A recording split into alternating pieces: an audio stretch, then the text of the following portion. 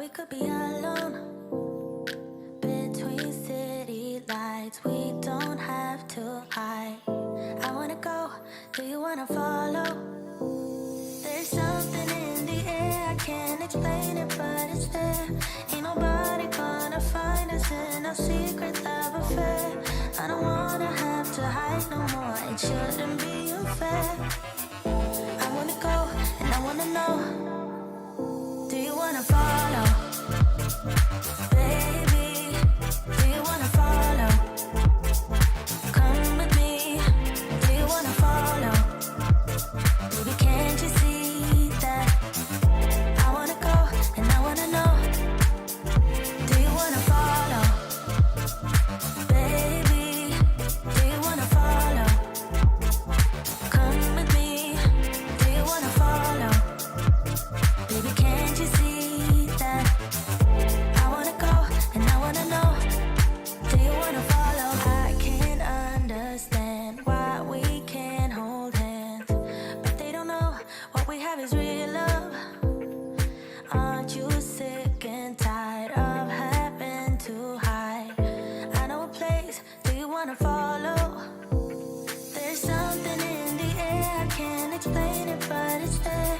Ain't nobody gonna find us in a secret love affair. I don't wanna have to hide no more, it shouldn't be unfair. I wanna go, and I wanna know, do you wanna follow? Baby, do you wanna follow? Come with me, do you wanna follow? Baby, can't you see that? I wanna go, and I wanna know, do you wanna follow?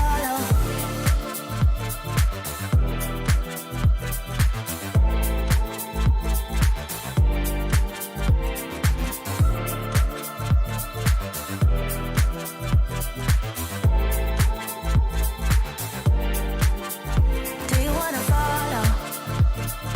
Baby, do you wanna follow? Come with me, do you wanna follow? Baby, can't you see that? I wanna go, and I wanna know, do you wanna follow?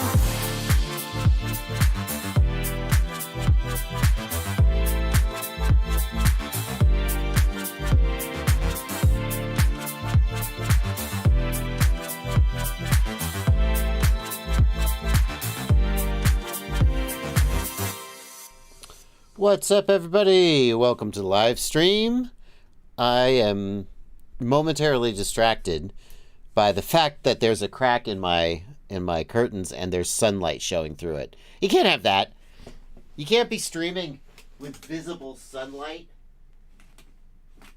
It needs to be a dark cave, a dark, isolated cave, cut off from the world. Only connection to the world is through you. Oh, it's summer. It's staying late, so freaking late, and I love it. That's good. Welcome to the live stream. We're gonna take your questions about FPV here tonight. We're gonna take your questions here in the chat. Here in the YouTube chat. Blunty, you ready, Blunty? Yeah. Yay. Blunty's going to be queuing them up for me over here on the right side of the screen. He's already got a couple queued up. We're going to be taking those questions. We're going to be taking your questions in the Discord server. Of course, these lovely people are my patrons. Ghost Branch, I didn't know the 4th of July was a holiday in Germany, but okay. Yeah, I mean, more power to you. I'm not sure you guys have anything to do with the 4th of July. Hey, whatever. Any excuse to have a beer. And we're taking your questions. Also, if you hit the super chat, hit the $sign down here for the super chat. I'll be answering your questions. What we'll usually do here is I spend 15, 20 minutes, maybe a little longer, taking questions from the regular chat. Then we start the super chat bonanza at about 20 minutes after, maybe a little later than that. no later than the half hour. And the Super Chat bonanzas, we just take all the Super Chats as long as people keep sending them. And then when we finish that, we go back to regular. And we sort of go back and forth. As always, let me remind you that if I do not get to your question on the live stream, and statistically, I will not get to a lot of your questions, you're always welcome. Everyone is welcome to email me. jb@joshuabardwell.com is my email address. Do I have Snapchat? Do I have WhatsApp? Do I have WeChat? Do I have... No! Just email me! Just email me! That's where it goes. That's my inbox. You can email me. I'll do my best to answer your questions. No charge. Try to help everybody. It's working out for me pretty well so far. Oh, Ghost Branch FPV, it's your birthday! Dare I ask how old you are? That would be impolite. Happy birthday, Ghost Branch. Happy birthday. Ooh. Mike Bergman. You should go watch that video, Mike. Mike, you should go watch that video. It's a joke. I think maybe you're getting a little salty about that video. There's a video out there about remote ID. We're not gonna do a remote ID rant. Trust me on this one. Trust me on this one. Just trust me.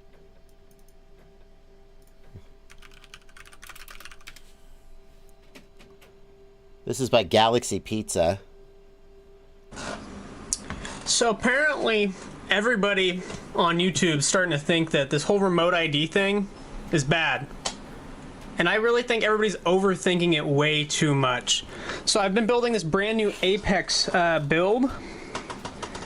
And I decided to install remote ID on it.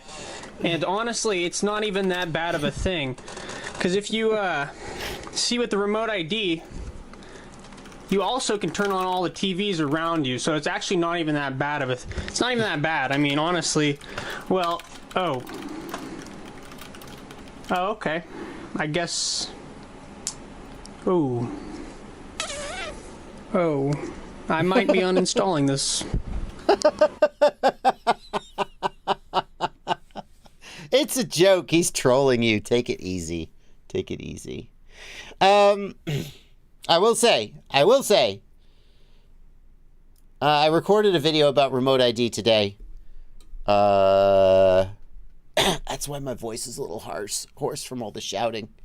No, it was, you'll see it later in the week, probably.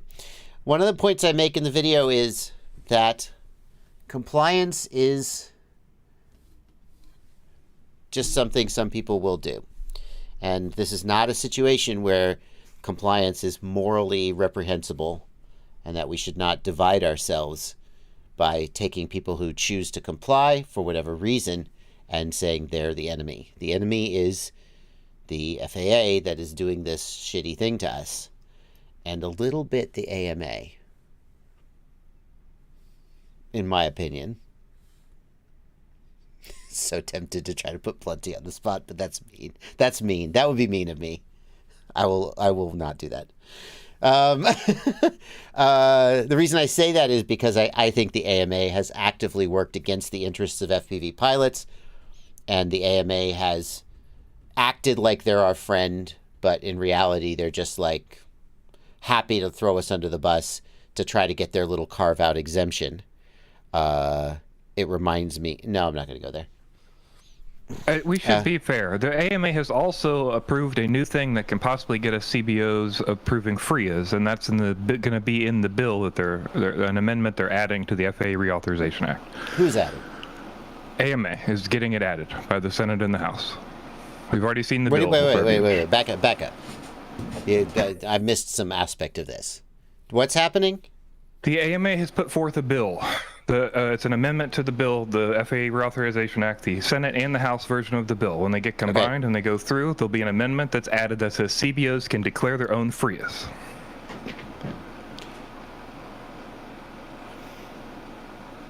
So once again, though, Blunty, I don't want to... I feel like the way I started that sentence makes it sound like I'm going to argue with you, and really, I really don't need to argue with you. I don't think we see eye to eye. But they only did that so that they could declare their own FRIAs. They don't give a fuck about us.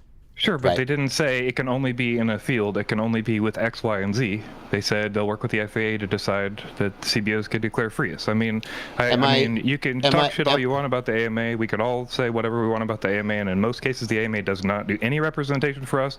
They suck in all the meetings they're in, all those kind of things. But at the end of the day, there is a bill going through where we possibly are getting better rights for Frias, and Frias avoid us having to use remote ID, and whether we care to comply or not, at least we can comply in some cases, and possibly get a lot more Frias approved based on how the process works. Well, it may suck, it may do nothing, it may be great, and may do everything, and let us be Frias everywhere. We really don't know. So first of all, that's new information. That's nice. That's good to know. I'm glad you pointed that out. I think that there is a thing that goes on where we hear something. Like we heard... Did I say I wasn't going to do a big remote ID rant? Okay, we'll try and keep this short. We heard that we were going to get CBOs and Frias, and we thought, oh, well, there's potential for things to be okay, or at least a little bit less shitty. And then the FAA was like, ha, ha, ha, ha, no, we're not going to approve any of your Frias. Fuck you. And we're like, oh. So here we have a situation where we can imagine a path forward where this is not as shitty as it could be. And I'm just, just am wondering when the other shoe's going to drop, as it often does. So, anyway, I that would be great. That's great news.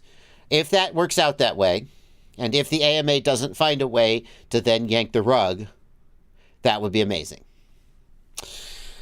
And that's cool information to have. I didn't know that. But there's still... come on, they're still going to throw us under the bus whenever they get... If at the minute it seems like a good idea for them to throw us under the bus, they will. They have no interest in doing anything except preserving their own flight fields and their own membership. So, that's... anyway, that's it. And as someone said, the AMA is working on their "and then they came for me" moment when they do that. Because... yeah, the AMA needs to get the message that we need to stand together, and they never did. Anyway, but we're not here to listen to me rant. In fact, someone left a comment on the Livestream Clips channel where they were like, this is why I stopped listening to Bardwell live streams, too much ranting and his personal opinions. And I was like, I hardly ever do that. But, can I just take a second to show off this awesome shirt that I have? This is from Captain Kazi. I should show his website. That would be the polite thing to do. Captain Kazi made this. I ordered it. Yeah, it's an officially licensed Peanuts product. You know that's true, right? CaptainKazi.com, Kazi. And he has some really, really creative FPV-related t-shirts. And I just wanted to shout him out. It was a pleasure to meet you at Rampage, Captain Kazi, and to see your... I would buy this shirt, except no one would get it, except like me and other FPV people. This one I was tempted to buy, but yeah. So, not a sponsored anything, just a cool shirt, and I thought you guys would like to see it and know it exists. Let's take questions. Let's start taking questions. We have a question here from Adam Bushley, who says, the YouTube review of the Lumineer Axie HD2 said if you ever use goggles with the DJI FPV drone, the Axie HD2 may not work well or maybe even cause damage, since they're only 5.8 gigahertz and the DJI drone is dual band. Is that true? No, there is no truth to the idea that the goggles would be damaged. Like the DJI, putting a single band antenna on a dual band radio will result in worse reception in the band that it's not tuned for, but it's not going to damage anything. It's not out of the question that a radio receiver could be damaged by having the wrong antenna on it. That is not a completely implausible idea, but it's not going to happen with the DJI goggles and this specific combination of antennas. I don't buy that. I don't think that's true.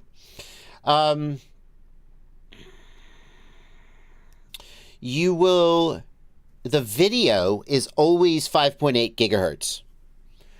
I think that in some situations, the control can be... Well, that's the DJI FPV drone. Ooh, I'm not sure about that. Does the DJI FPV drone do video over 2.4? I don't know about that.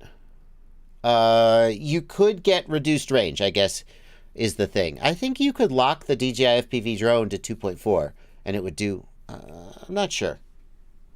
So, it's possible that you'll get worse range if you use a single band antenna with a dual band device.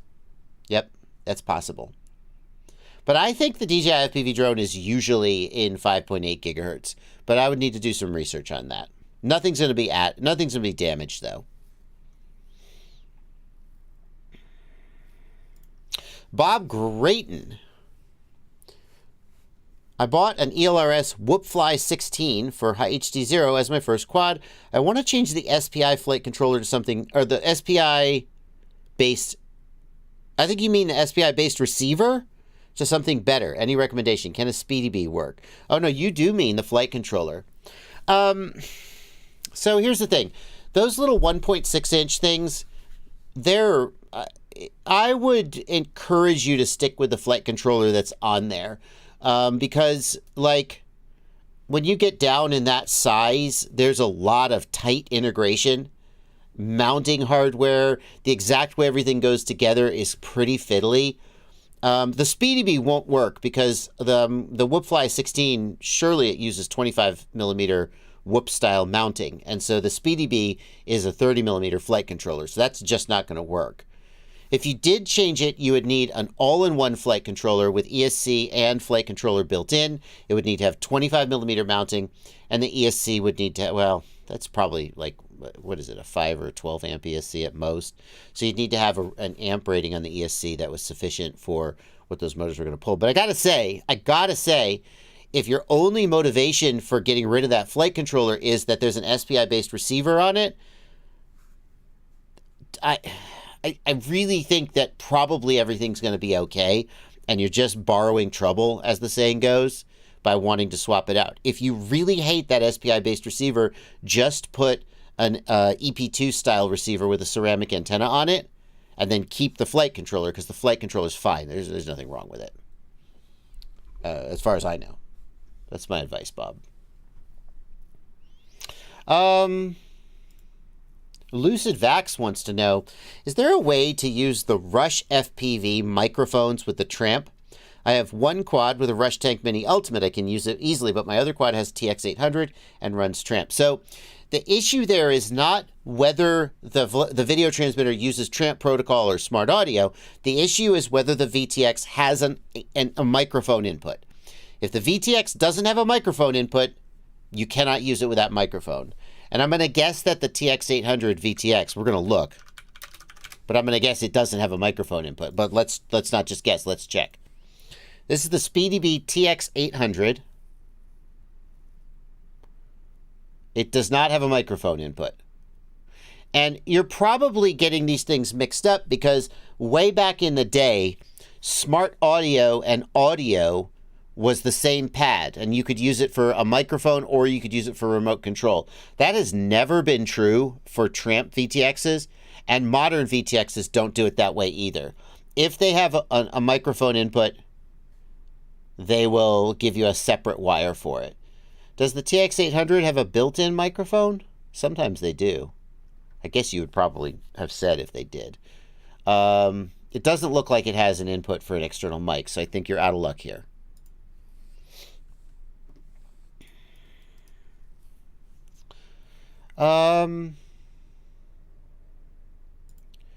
Isherwood W wants to know, what's the minimum cell voltage during a flight to prevent battery damage? For a LiPo, it's 3.0 volts. If any cell goes under 3.0 volts, it will start to be damaged. And if it goes too low or stays below, like if you dip it down to 2.8 and immediately stop flying, it'll probably bounce back up to 3.0 and hold there. But my rule of thumb is that if the battery is resting below 3.0 and not coming back up, or if it's kind of tanking towards 0, that's permanent damage and the battery should be discarded. My recommendation for a typical sort of flying situation is that around 3.4 or 3.5 volts is where you start to think, I need to come home. That's under load while you're flying. And if it's sagging down to like 3.2, 3.3, you're really about to start damaging the battery because you're gonna hit that wall pretty soon.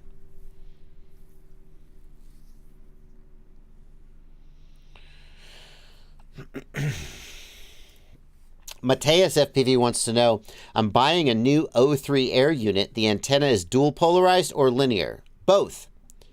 It is a dual element linear polarized antenna, and the two linear elements are at 45 degrees orientation to each other. That's according to TrueRC. Hugo from TrueRC, he gave me that information, and he probably knows what he's talking about because he makes antennas.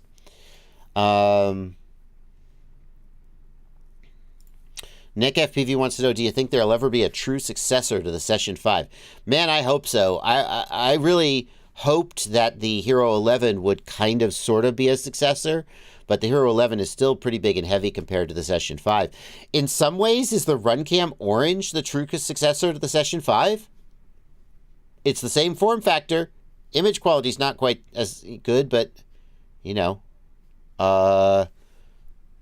it's fitting that form factor and weight, that's for sure. Will GoPro ever make one? I mean, I've heard rumors that a prototype of the Session 6, or whatever you want to call it, exists. The Session 11. I've heard rumors that exists. No one can show me an actual leak of a picture, and there's no indication that the product actually exists. Ooh, Steve Trick says the Action 2. The DJI Action 2? Is it the true successor? Is it the true successor to the Session? In terms of weight, form factor, and durability, I guess it is. I mean, I'm not as happy about the image quality as I might be. But, yeah, the auto exposure is trash. That's what I'm saying. I agree. Flat color, fixed exposure. But fixed exposure is no good for FPV, in my opinion. So I'm not sure whether it really is as usable as... Super Deluxe, I tried. I bought 2 Action 2s, and I was like, this is it. This is my new jam. And I just could not deal with the exposures changing. It was too much. What about the Caddx Walnut? Is that a thing? When the Caddx Walnut first came out, like, people had a lot of problems with it. Is it fixed? Is it worth buying now? Anybody? Are people run it? Like, everybody I know who runs the Runcam Orange just freaking loves it. Caddx Walnut, I think, got a mixed reception. Like, issues with it freezing up and needing to be power cycled and some other firmware issues. I remember. I don't know if they've been fixed.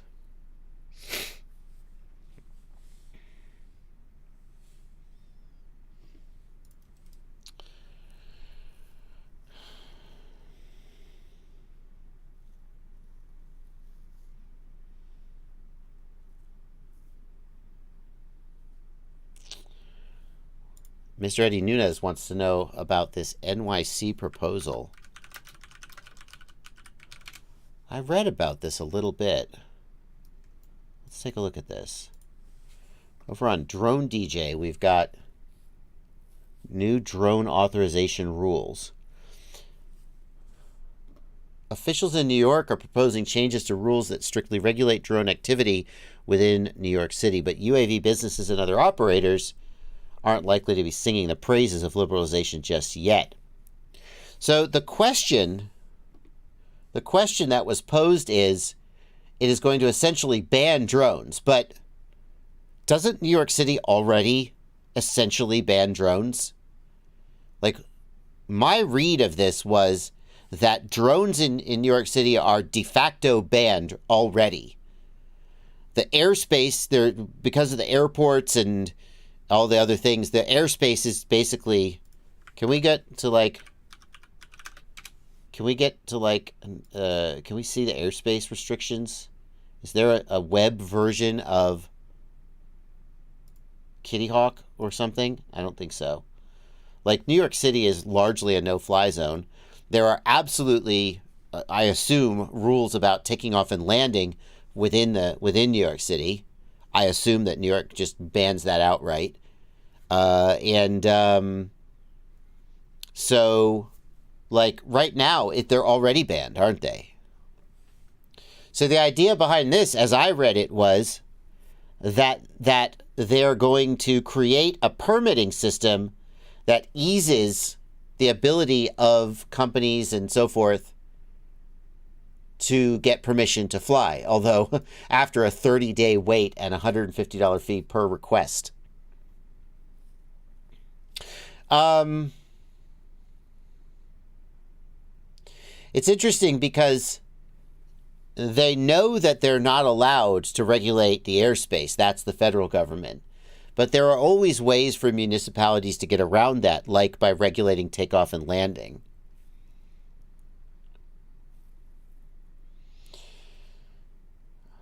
The film company sued the municipality over its smothering drone rules.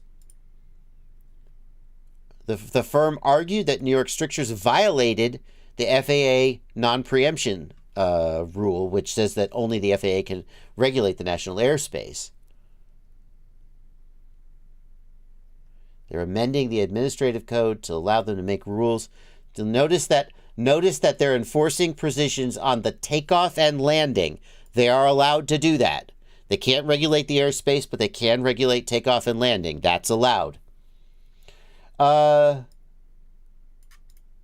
not sure about this. Like, we could leave comments, but obviously New York City is going to do this and will need to be sued to change it. Right? Oh, thank you, Eric Toft. Let's just take a look. What's going on in New York City? This is the Before You Fly app, the online version of it. And what we want to find is New York. New York? Hello? Where am I? Newark.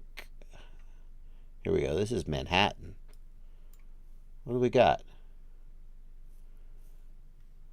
What are these overlays? What are they? Do I click here? Oh, there we go. Class B airspace, Hudson River, so that's a no-go. Yeah. Here we got some airports. I guess there's... Oh, yeah, no. There's... Like, none of it is... It's all controlled airspace. Class B airspace, East River exclusion area. Yeah, it's all controlled airspace anyway. So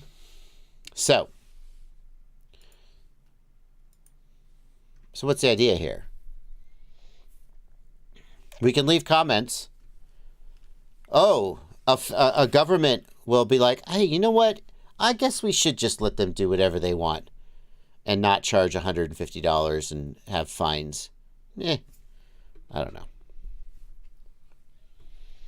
Brandon Bean says can you get approval in New York City via Lance? That would be interesting. According to that, there's a small section on the west of Long Island that's clear for flight. Interesting. But as far as I can tell, they're allowed to do this legally. So the question is, can we, via our comments, stop them from doing it? And I think the answer is probably so. Let's take, if you want to leave comments, go right ahead. Let's take some super chats. We've got just a few super chats. We're going to go ahead and clear those out. If you guys want to get your question answered promptly, then now is the time to leave a super chat. And we're going to read these super chats until they clear out. And then we will go back to taking questions from the regular chat. And the first super chat comes from Jordy Wetzel. Thank you for a $10 super chat, Jordy. Just finished a new Cinelifter build, and I'm having an issue with battery voltage readings in the DJI V2 goggles and Caddx Vista. Voltage freezes randomly during flight and unfreezes randomly. I've heard of this issue before where the OSD freezes up.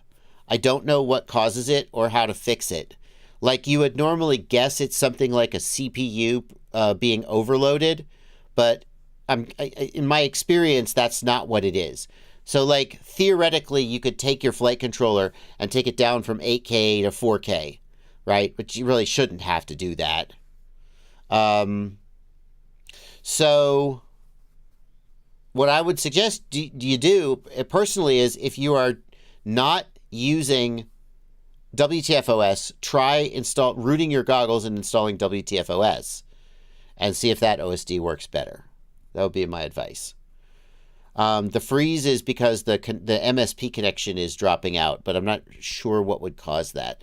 And I would hope that just going to a different platform would fix it. Just to be clear, if it's not the whole OSD and it's just battery voltage, then it could be a software issue in Betaflight with battery, not the OSD freezing.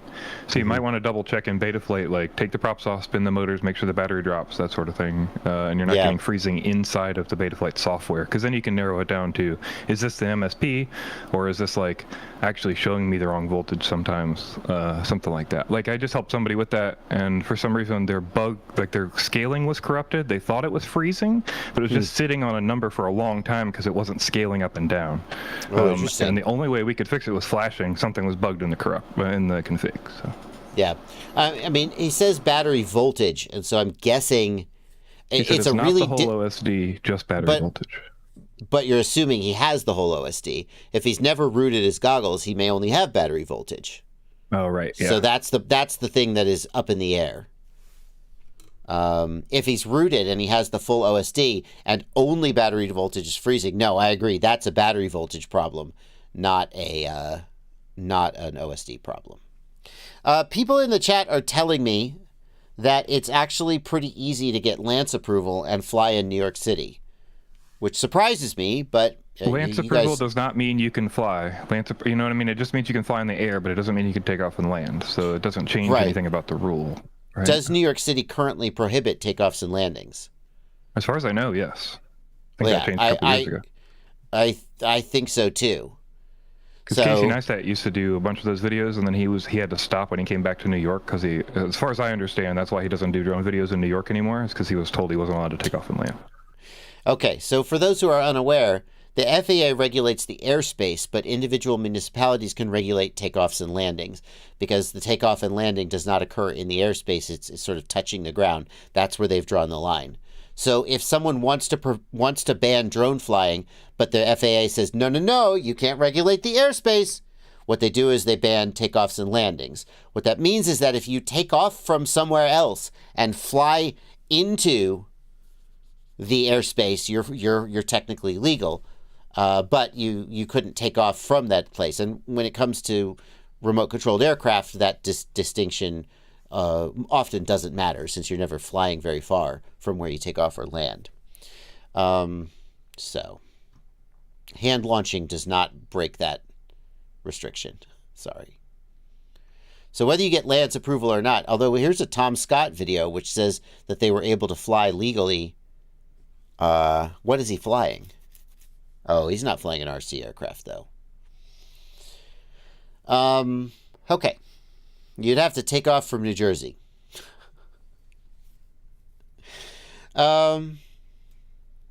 Lucid Vax says, I just saw a video of someone flying up the Empire State Building, took off and landed on the sidewalk. That doesn't mean that it was actually illegal may not be the right word, but that doesn't mean that the city is okay with it and wouldn't have fined him for doing it if they had caught him. Right? Okay. Continuing the super chats. Red Wabbit wants to know what's happening with raising the limit from 250 grams to 1 kilogram. Thank you for a $10 super chat. Red Wabbit is referring to a campaign put together by the Flight Test Community Association and the FPV Freedom Coalition to raise the 250 gram limit for a remote ID to 1 kilogram. So anything under 1 kilogram would not need remote ID. The interesting thing about this thrust was that it was not simply us going to the FAA and going, please, sir, may I have an exemption? It was the FAA Reauthorization Act is going through this year, and the FAA Reauthorization Act is how Congress tells the FAA what Congress wants the FAA to do. It's interesting because some people have said federal regulator can't make laws. That is true. And they're like, where did the FAA get the authority to do this? It's like, well, the FAA Reauthorization Act is where they got the authority. These unelected regulators making rules for us. Well, the people who told them to do this were elected representatives. I'm not saying it's a perfect system. I'm not saying it's not flawed, but they were told to do this by elected representatives. And if you don't like that, then, I mean, let's be honest, you're just going to keep voting for whichever political party you agree with the most anyway, and this isn't going to be the thing that causes you to change party. So nothing's going to change because no one is ever going to actually feel political pressure to change their vote based on what their decision they made on this. Okay, so anyway, that's the nihilist in me. But the FAA Reauthorization Act is going through again, as it does every, I think it's 4 years, but I'm not sure. And we hoped that if we could get enough buzz into the ears of legislators, maybe they would tell the FAA, you got to do this. The draft of the bill is out. The 1 kilogram limit was not in there. Blunty, you are an FPV Freedom Coalition member, which I sometimes bring up when we talk about this stuff. Is there anything you feel like adding at this point? No. Okay. All right. At this time, that is not in the bill. It would be nice. The bill is not final, but didn't make it into the first draft of the bill. And and the AMA, which said, we support this, but we don't think now is the right time to try to blah, blah, blah, blah, blah. Have they put forward like an amendment? Because apparently the FAA could just write amendments to the bill and just get them in, put them forward. They claim nobody wanted to do the 1 kilogram thing. They said they tried for a second and aren't interested anymore because nobody cared on the Hill, and they're doing what they can do. That's what they said. Yeah. Yeah. Isn't that interesting? No one wanted to do that. Yeah. I mean, that's probably true. But I'm gonna guess that they didn't try that hard because it wasn't their idea. Maybe I'm just cynical. Maybe I should give them more credit. I feel like I've given them more credit than they deserve for a long time. We aren't privy to any of those conversations. All we get is the feedback from them saying, hey, they said no. That sort of thing. So. They say things like, oh, man, our guy was in 400 meetings this week. Yeah. No, he didn't even sleep. He just propped his eyes open with toothpicks and drank coffee and snorted Adderall and went into meetings. That's all he did this week. Didn't come up. So many meetings. All right. Black Jungle, thank you for 5 Brazilian reais. Continuing the Super Chat roundup. Any recommendations on BT656 IR cameras? Isn't there a new Fox Ear one? That's the only one I know of. Yes, is that Fox Ear one. There's also FLIR, right? What's the only one I know of that's a reasonable price on meant for what we do. So these are the only. Are these BT636? I think I assume they are. I'm not actually 100% sure I know what BT636 is. I should say. It's I believe that they are. They say in the specs, so I think. Yeah, it's the interface for this sensor, or something like that.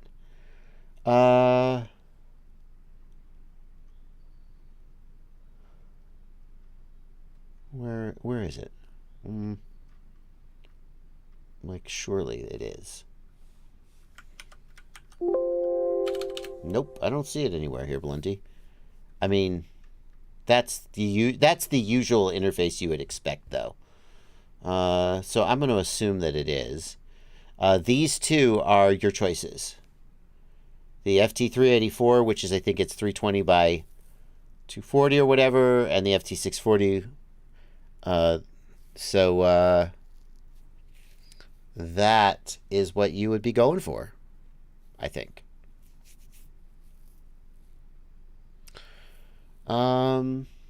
Great. Continuing the Super Chat roundup. How hyped should you be for an 03? Whoa, Black Jungle again with another 5 Brazilian reais. Thank you. How hyped should you be for an 03 equivalent on the Walksnail system? Do you see it as something coming down the line? I mean, I feel like Walksnail is currently trying real hard to make their system 5% better than it is, and have been trying real hard to do that for the last year or so. Like, Walksnail system came out, it was like down here, and then it got a little better, and now it's kind of like just kind of bumping up against the ceiling, right? And not getting significantly better, despite the fact that like there's room for it to improve. But they don't seem to be able to turn that knob up any more than it currently is. So the idea that they're going to just pull an 03 out of their butt, I mean, I guess new hardware, sure. If they invented a new camera and new VTX, maybe they could do it. Like, fundamentally, I have faith that Walksnail can reproduce whatever DJI does on a long enough timeline. They will look at what DJI does and they go, okay, here's how they're doing it. And then, I'm not saying that they don't have any creativity of their own. They do. Walksnail absolutely has demonstrated a lot of creativity and a lot of ingenuity to do things in different ways than DJI did, sometimes better ways. For example, the way that Walksnail handles latency, you get more consistent latency with Walksnail, whereas with DJI, the latency is sort of all over the place. So Walksnail has, I don't want anyone to interpret this as, well, they're just cloning DJI.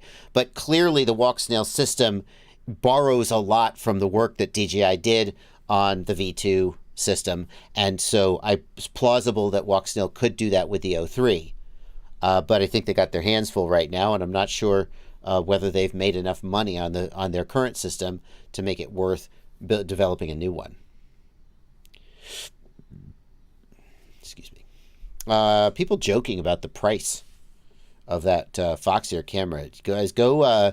That's actually a really kind of fair price for a thermal camera, if that's what you actually want. Thermal cameras are not cheap. Continuing the super chat, the stream. We got to come up with a better name for it.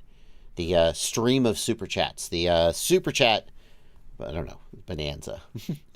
Late night with Shane Insane. Thank you for $10. Just finally caught you live. I wanted to send a thank you for all the help you have no idea you've given me. Thank you so much, Shane. Shane Insane. That's like a DJ name.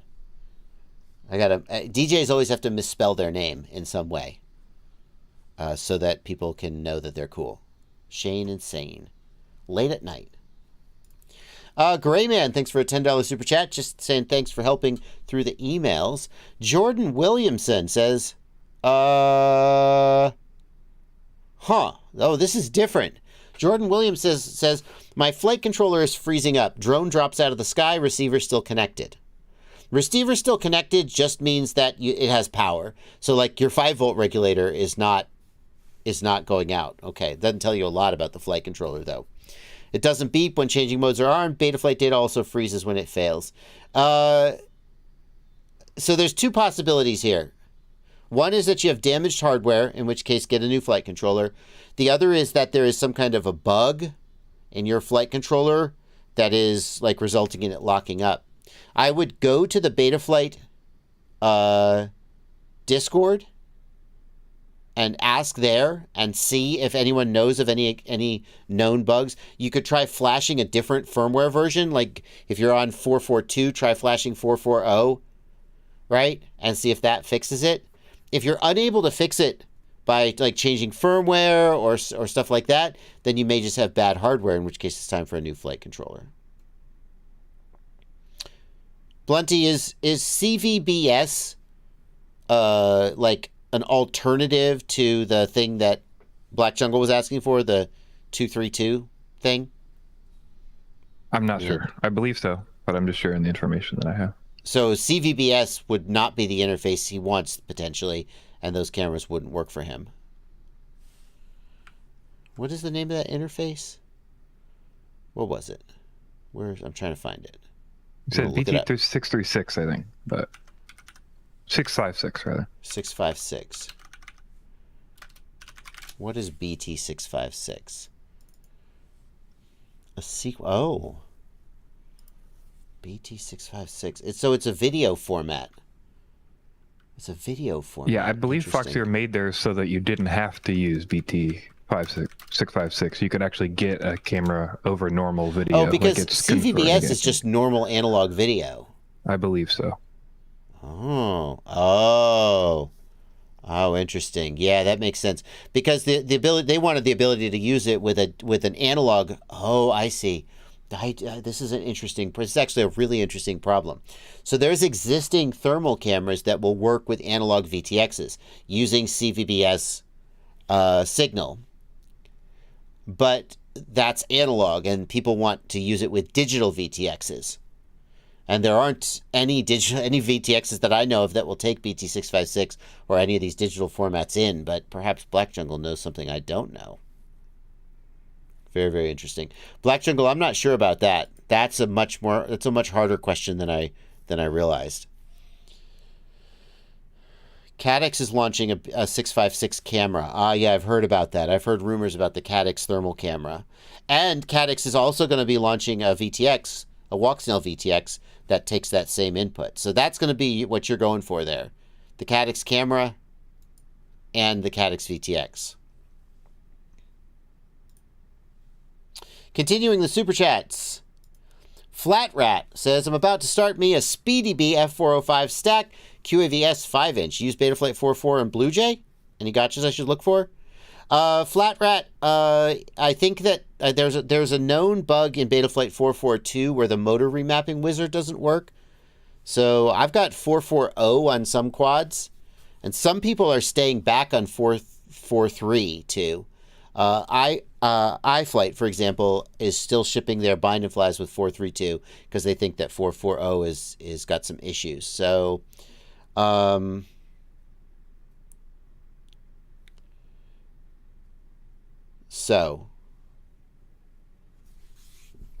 that's what I say about that. I would flash 4.4.0 because it has, if it's a digital build, I would definitely flash 4.4.0 because it has it has the high definition canvas, and that's very desirable.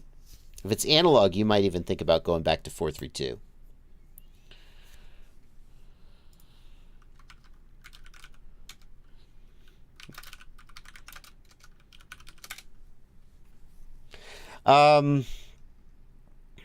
Aaron Ross, thank you for a $5 super chat. Is it possible to have a single drone that is FPV and GPS guided automated missions? Sure.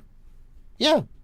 You would have Inav would be a good choice, although Pixhawk or Argipilot is an okay choice as well. My God, I don't have any footage to show you of this, but last week I got to fly a Pixhawk drone in acro mode.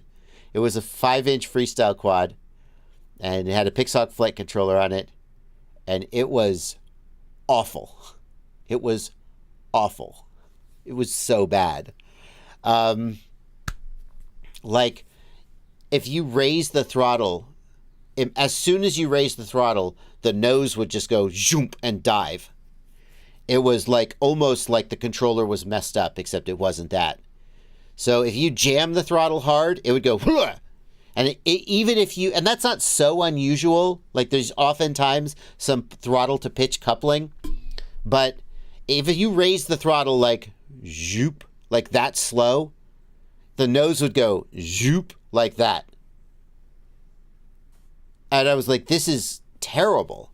And it was really hard to fly because, like, if you were going forward and you did a sharp turn, and as you come out of the sharp turn, you jam the throttle, you're already sort of nose down through the turn, and as you jam the throttle, it goes, Wah! It was so bad. The person who had built it was working on some customization to the firmware, and it was really intended to be flown more in assisted flight modes. And in assisted flight modes, it was really interesting. They had done some interesting customized stuff. that isn't that important. But when we put it in acro mode, it was just an absolute, I wouldn't say it was completely unflyable. Like if I was very careful to move the throttle slowly and not pitch too much, I could get it around, but it was like, how bad could it be? So bad. It was so bad. So where is Inav on the scale of Arduino and Betaflight? Inav is pretty decent for freestyle. Not as good as Betaflight, but absolutely usable. 100% usable. Yeah.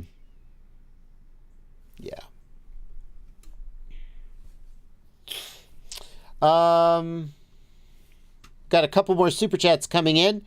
We're just going to keep doing these super chats until we clear them out. We're almost caught up.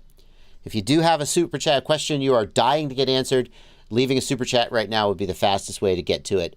And know that I'm going to get it in like the next 5 minutes and not have to wait for the whole live stream to see if I get it. Damian Nielsen asks, thank you for 30 Australian dollars, 31 Australian dollars. That's very generous. Thank you. Thanks again for answering my email questions. Can confirm you do not need to pay to have a question answered. Oh, well, I appreciate that. I take some pride in that, and I get a little salty when some people say, oh, does this guy only answer questions if you super chat him? Or something along those lines. I don't know. It's probably just a sincere question. Dino FPV, thanks for a $2 super chat. Why are there no FreeSky SPI presets in Betaflight 4.4? Do you mean the RC Link presets? The reason for that is that, I think, this is my answer. This answer could be wrong. I'm going to give it anyway, because what the hell, it's my live stream. There's no one here to disagree with me except Blunty. And if he stays quiet, then I'm just going to assume I'm right. Or the chat. The chat could disagree with me. But I don't think there's any Betaflight devs in the chat, so here's my answer.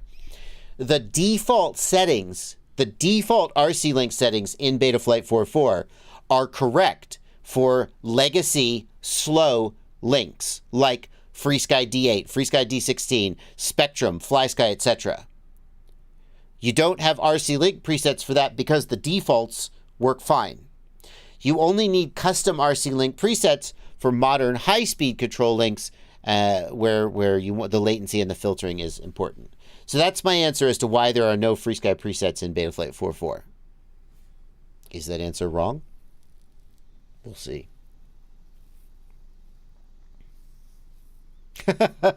Mike Bergman said, Blunty. Mike Bergman says, to be fair, Blunty is the one person who will not let you get the last word if you're wrong. I think you're correct. Yeah. Brandon Bean says my answer is correct. Yes.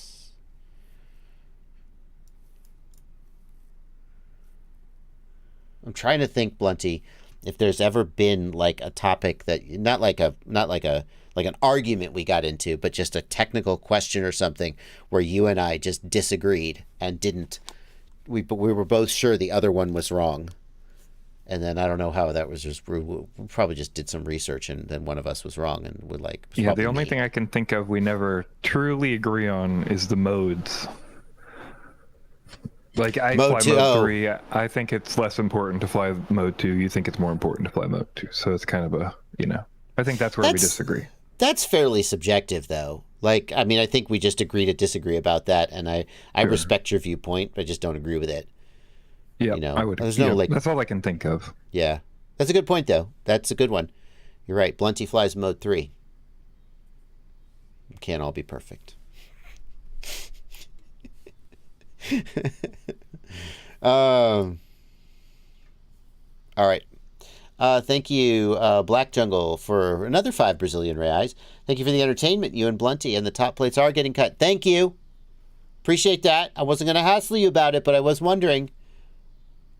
Every now and then, Black Jungle, if you will look right here, if you will avert your gaze to this.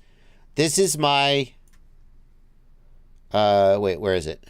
Uploads. This is my uploads folder. These are videos that I have recorded or started work on, but they haven't been edited yet. And sure enough, here is the worst quadcopter ever just sitting there waiting.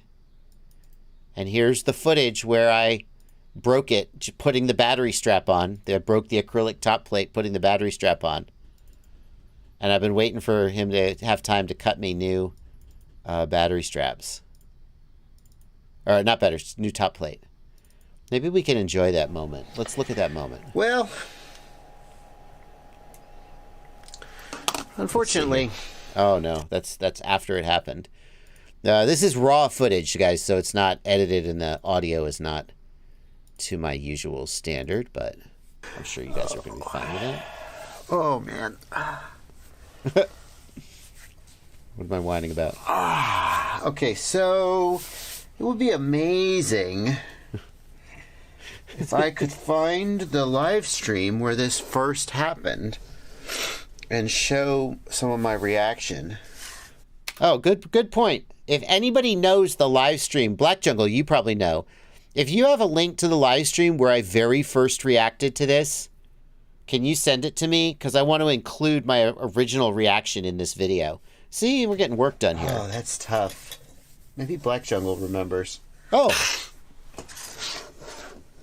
Okay. Build. Right, so he's got something good.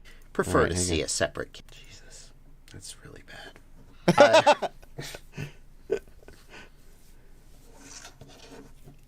Ugh. Jesus, that's really bad.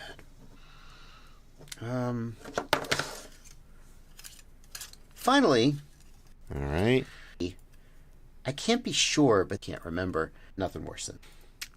I can't wait. Oh no. Oh no, it wasn't on camera. The actual breaking of the top plate wasn't on camera. Sad face. Well, unfortunately, we will never know how this thing flies, because as I was putting the battery strap on, the mere act of me tightening down the battery strap caused the acrylic to break. And, oops. Let's do it again. Well. Oh, you guys are getting to see the sausage made right now. Well, I got all the wires sorted out, and I got... Anyway, so that's what you got in store for you there. Looking forward to that. Ben Rate, thank you for a $2 super chat. BW says, thanks for all the help. It was an ESC from yesterday. And does the newest Betaflight motor direction work? 442 does not work. You need to be on 441 or 440. Thank you for $5, BW. And our last super chat in this round, in this particular group, is from Tyler Getze. Thank you for $5, Tyler. I am upgrading from a Tiny Hawk 3 to bigger quads. I want to build Express LRS and get a TX16S JB edition. Can I use it with my old FreeSky quads? If you get the JB edition, no. You will need to have an external 4-in-1 module to bind it to your old FreeSky quads. If you have a lot of FreeSky quads, my advice would be don't get the JB edition.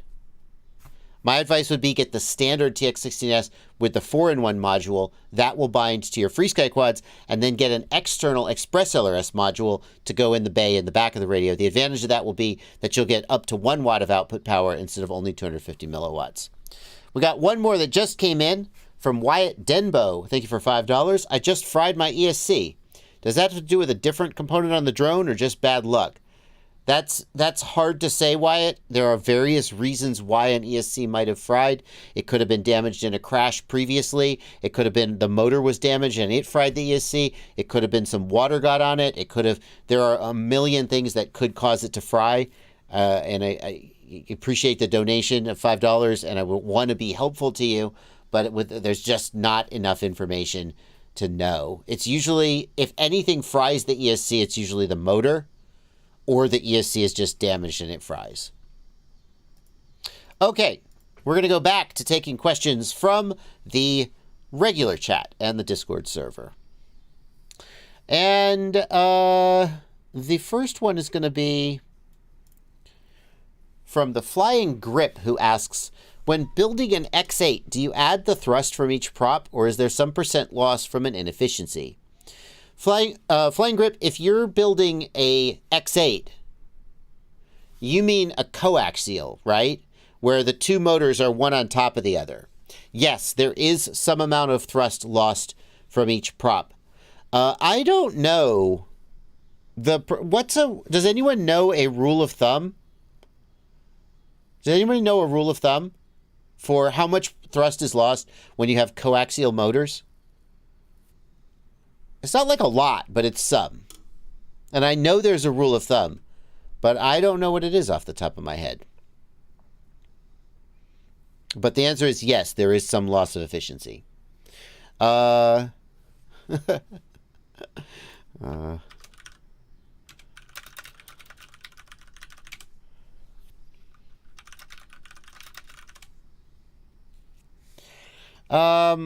just saw this question from Frank Ryan, and Blunty didn't even flag it yet, but it's a great question. I'm going to go ahead and take it. This question is, I wonder if you heard if the Walksnail VTX can be hooked up to a UART for pass-through for downloading videos. No. Nope. There's no capability for that. That would be cool, but there isn't any.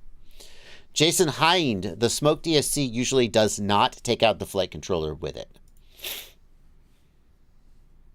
Leo Ponce asks, I just moved to the USA, Georgia, my old home state. About 12, 13 years ago, I lived in Georgia from the time I was 8 to the time I was, like, I don't know, 12, 13 years ago, whatever that was, 2009.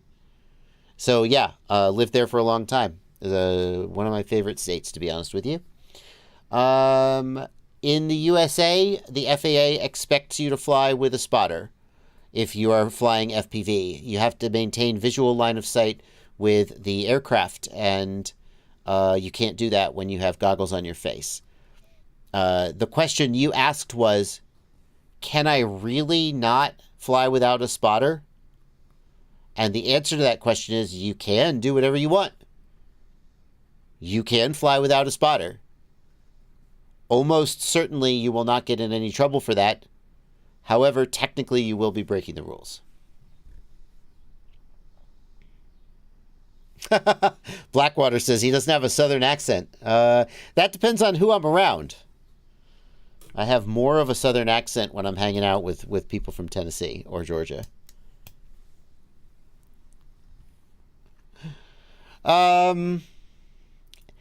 License to Drive wants to know, any 3D stereo vision HD FPV cameras yet? No. And to be honest with you, 3D stereo analog systems did exist, but almost no one used them. Almost no one used them. And they were interesting. They were kind of, if you got to play with one, it was like, oh, that's kind of interesting. And then you didn't put it on your aircraft. One of the reasons that the 3D systems were not as useful as it seems like they would have been is that on the quadcopter you couldn't get very much separation between the cameras, and so the stereo separation wasn't as good as it could be. But mostly it was just the cost and size and complexity. Dylan Meany wants to know, can an F4 flight controller handle D-Shot 600? Dylan, if you are running bidirectional D-Shot, the advice is that F4 flight controllers should use 4K PID loop, not 8K. And at that point, you may as well use D-Shot 300. There isn't really an advantage to using D-Shot 600, is at least the official party line. People are throwing out, going back to that question about the X8, people are throwing out numbers of about as much as 30% for the efficiency loss when you have coaxial motors. That is in line what I heard, and I don't repeat it because I don't really know if it's true. I don't know of a source on that, but that is also numbers that I've heard. So it's probably right. If we've all heard the same number, it's probably right.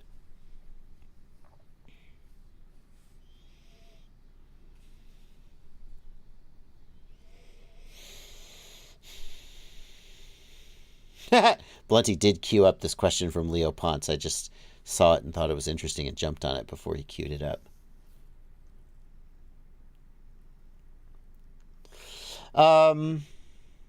Swayon FPV asks, are the Jumper T16 switches able to work with the Radiomaster TX16S? I don't think so, Swayon. The Jumper, it's been a long time since I had a Jumper open, so please take this with a grain of salt. Actually, I know what to do. I have the internet. Jumper T16 replacement switches. Okay, so Jumper T16 replacement switches. That's interesting.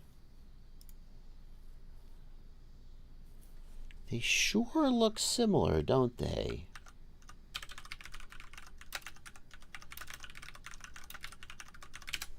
They sure look similar.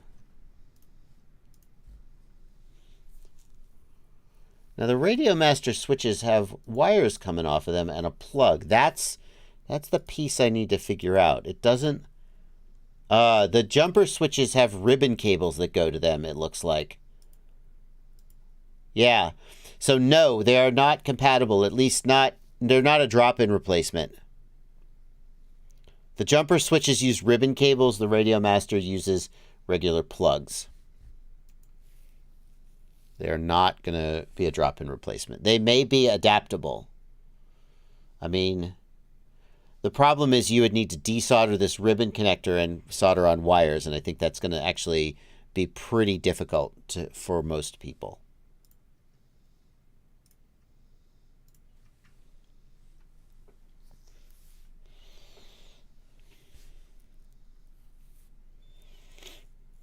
Flying Ryan says they're also oriented differently. I will take your word on that. Tyler Getze says, what's the best digital system for a buy once, cry once investment? This is a great question. This is going to be a great question when it goes up on the Livestream Clips channel anyway. Do you guys know about the Livestream Clips channel? Can I just take a second in case you didn't know? If you guys love my live streams, start over. If you guys love my live streams, but you don't get a chance to watch them, every single part of every one, then you need to go subscribe over at the Joshua Bardwell Livestream Clips channel. Basically, it's highlights from all of my live streams and from the news. And it's a great way to catch up on, like, the best questions, the most interesting ones, or little segments that I do, as well as being able to search for specific questions, which is very hard to do with live stream VODs. So definitely, if you're not a subscriber over there and you love my live streams, head on over and get subscribed. This question is 100% going to go up there. What's the best digital system for a buy once, cry once investment?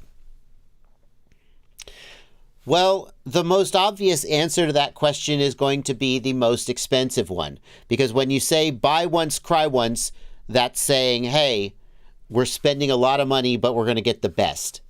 And there's no question that the O3 Air unit with the DJI Goggles 2 or the Goggles Integra is one of the most expensive. The Goggles 2 are about the same price as the Dominator goggles, the Walksnail goggles, or the HD0 goggles.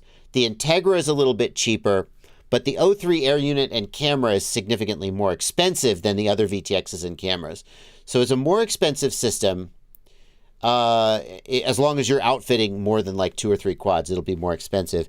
And there's no question that it has the best performance in terms of resolution. The O3 is a 1080p system. The others are 720p. Okay, Walksnail has a 1080p mode too, but it's not that great, and a lot of people don't use it. Some people use it, but a lot of people don't. The DJI O3 is 1080p and it's really good. The range and penetration of the O3 system are excellent, and many people would say that's the buy once, cry once situation. But that's the easy answer, so now let's dig a little deeper. Downsides of that system, well, some people just don't want to be locked into a DJI system. They just don't like to be in there. They're like, well, DJI is going to give you what they're going to give you, but what if I don't want that? What if I'm not comfortable with some of the things DJI has done? We're not going to go into what those might be because that's not really important. Either you're comfortable or you're not comfortable. Data sharing, etc. So, Maybe you don't like that. Maybe that's not the right one for you. Also, the DJI V2, not that great in micros. It's pretty big and pretty heavy. You want to get down into the tiny whoop size stuff, even 3 inches struggle a little bit, but you get down below about 3 inches and it's not that great. So then you come to Walksnail. Walksnail. Now the Walksnail system doesn't have the same range and penetration as the V2. The resolution and image quality is not quite as good, and that's just I think that's not very controversial. But it's going to be a great all-around system where you're going to have the VTX, the big VTX for use on your bigger quads, the 1S VTX for use on your smaller quads. You got a night vision, a low light camera if you want to use that. And they're continually coming up with new innovations and new features. There's even some stuff in the pipeline that I'm not allowed to tell you about that you guys, let me put it this way. There's a feature that's coming that has been asked for a long time and is pretty exciting. So Walksnail's always got a new trick up their sleeve. Now, the trick that they haven't mastered yet is getting a gosh darn really solid long-range control, a video link. Like their actual usable video link is a little bit less than than DJI. It's still pretty good. But they're just constantly working hard, and their customers really seem to like them.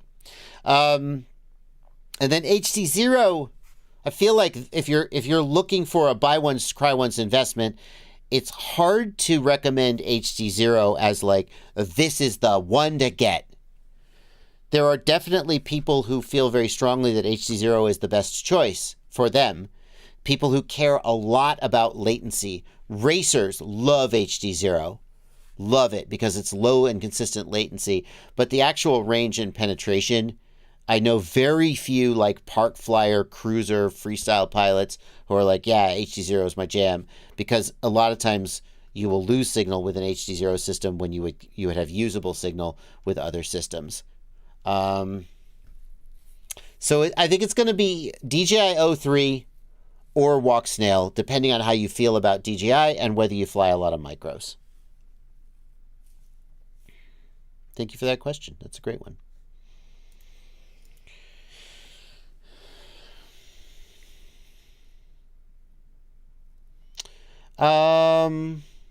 David Love to Fly wants to know about a tutorial for 3D flying. David, I think that the older tutorials, like the ones that, like the setting up 3D mode, I don't think has changed. So those older tutorials, the steps that they take you through are still going to be the same. The interface may look a little different, but no, I don't know of any like new tutorials on 4.3 or 4.4. They may exist. I just haven't seen them. And frankly, I just don't think 3D flying is that popular. So there's not a lot of people making tutorials about it.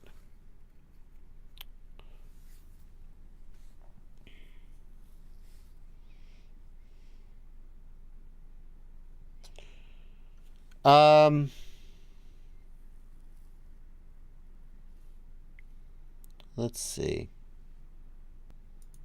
Torpedo Law says oh, you mean the capacitor, not the resistor. I think you mean the capacitor. Is it okay to fly while the capacitor fell off while I order another one? I mean, probably it's okay, but your risk of frying something will be higher. But probably it's okay. Yikes, Tyler Harris. Tyler Harris, that's amazing. Tyler Harris got $10,000 for their college's new FPV club. Should we go analog or HD0? Already have 4 analog racing rigs. What else would you buy with the money? We'll definitely be getting whoops and gates. Tyler, if you're serious, if you're going to be focused mostly on racing, then HD0 is a significant upgrade from analog. That's not really, I think, a question of debate. I think that's just a given. Analog is fine, and you will get more equipment for your dollar by going with analog, because you can buy $25 analog VTXs and $20 analog cameras instead of buying more expensive HD0 ones. But the HC0 is a significant upgrade, especially if you're doing larger quads with the 90 FPS camera for racing. So it's just a question of, so like, for example, you have $10,000. So how many HD0 goggles are you going to buy at $600 a piece? Is that what you're going to do? I mean, you don't have to. There's other ways to go about it. You could go with the HD0 video receiver and screens or something, but HD0 is going to get you less gear because it's more expensive, but it is going to give you a better experience. As usual, I refuse to give you a straight answer because I don't think that most questions like this are one right answer for everyone. It's just it depends, and you have to decide, you know? And I'm not like the waiter who's trying to sell you the daily special. It's like, oh, yes, sir, I think you're going to love it. Hey, we got another salmon going out. You know, I have no stake in which one of these you choose. I just want you to choose the right one for you.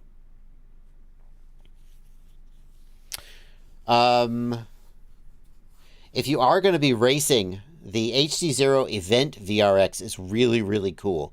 It can receive both HD0 and analog signals, and you output 4 HDMI feeds into a 4-in-1 multiplexer, and you get 4 feeds on a television screen, and it's a great way to spectate a race. The Tom John gives a great suggestion of what else to buy with the money. Get a timing system or build a timing system. If you're going to be racing, a timing system like Rotor Hazard is 1,000% worth getting. I've been thinking about doing a Rotor Hazard build, and I put together, it all comes back to Excel, doesn't it, folks? I put together a spreadsheet of all the parts you would need to build like a full fat, all the bells and whistles Rotor Hazard timing system. And I came to a total price of $469. Now that includes a Raspberry Pi, which at the time of my looking was $150. At least $150. They should be cheaper than that, but if you may be able to do a little better. But it's a fun project, and it's a great system, and it can run your races for you. If you're going to be racing, you have to have a timing system. So those are two other things that I would look at. The HD0 Event VRX, you have to reach out to HD0 to get one. It's a great way to spectate a race. You buy it, and you buy a 4-in-1 HDMI multiplexer, and you can spectate 4 pilots at a time, and a timing system is really good. I'm going to call an audible on this question from Rookie Ray. Whatever happened to the battery testing rig? Actually, interesting you asked that. Some of you know that Chris Rosser's been trying to raise money to buy a battery testing rig. I reached out to him and I said, hey, Chris, do you want mine? Because I'm not getting a lot of use out of it. And the short answer is that we are arranging for my battery testing rig to be sent over to Chris Rosser, and he should have it. I don't know when he'll have it. It's going to go back to West Mountain for refurbishing and calibration before it gets sent to Chris, but that is in the works. So I will finally have a good answer for what happened to that battery testing rig.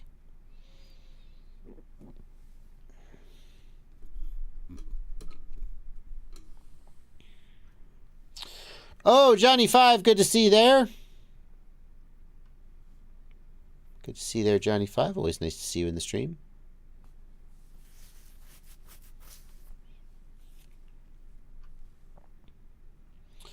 We've just got one more super chat that's come in. I'm going to go ahead and grab that. This is 10 Canadian dollars from MacTac. In what way is the signal degraded when you select broadcast mode in the DJI V2 goggles with the O3 Air unit? No one knows. No one knows. I mean, DJI knows. They're not talking. I don't think anyone knows. So there you go. I appreciate your answer, but I just don't think there's an answer. Oh, now we are going to... I don't know if you guys know this, but Black Jungle, who's in my Discord server, is one of my patrons. Thank you, Black Jungle, for this most active supporters of my channel for sure. He also makes hilarious memes during the stream, and sometimes I'm in the mood to put the memes on stream. And this one I'm going to put on because it's a Cuphead meme, and Cuphead is amazing.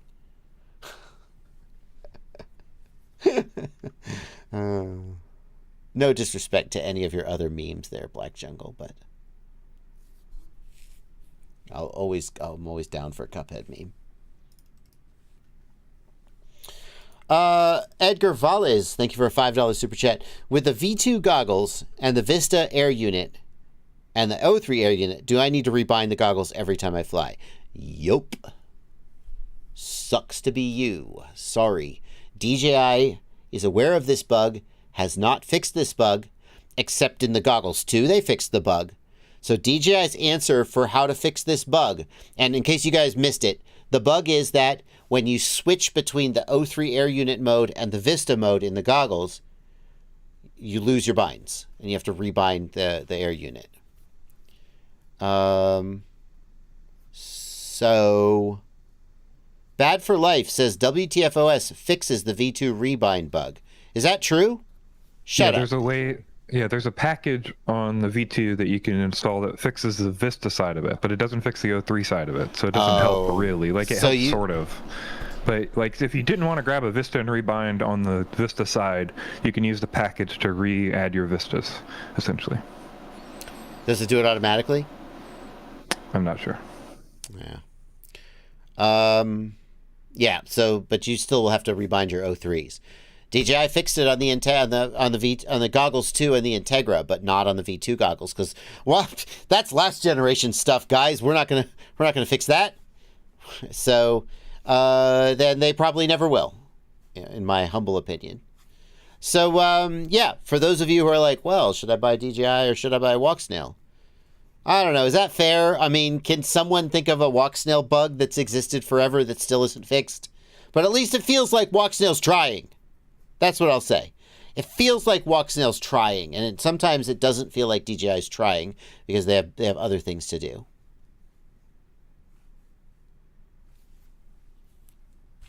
So.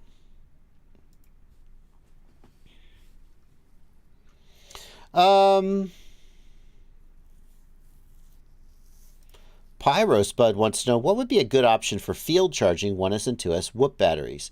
Currently using an M4 Pocket and a parallel board, but it can't do 1S. For 1S, I think the V-Fly Whoop Store V3 is the best, like by a long margin. The V2 has been I've had it forever. The V3 is the new one, and it's freaking amazing.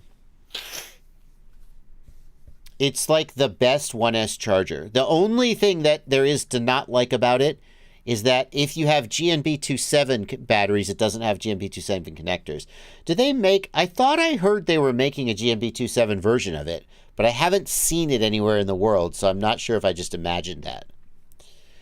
But you can always get adapters.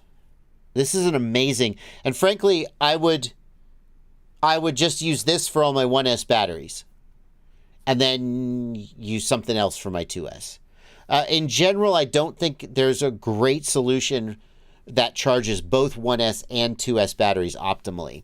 You could get a series board, like the Fractal Engineering board or the Flying Sandal board. You could get a series board and charge the 1S batteries with a larger charger that way. That would work. But personally, I just love the convenience of the Whoop Store, and it's like $30. So, like, come on, shut up. Just freaking... You're going to spend... What does a Flying Sandal board go for? Or a Fractal? Oh, shut up. Come on. Shut up. Okay, let's look up the Fractal Engineering board. Don't call it a balance board. It's a series board. I know you know that. I know you know that. Just trying to play the SEO game. So this is $13. Okay, so for approximately twice the price of this, you get the Whoop Store, which is just amazing. Totally worth it. Just do that. In my humble opinion. Oh, Chris Croft, thank you for reminding me that GNB27 is dead and A30 is the new one. Good point.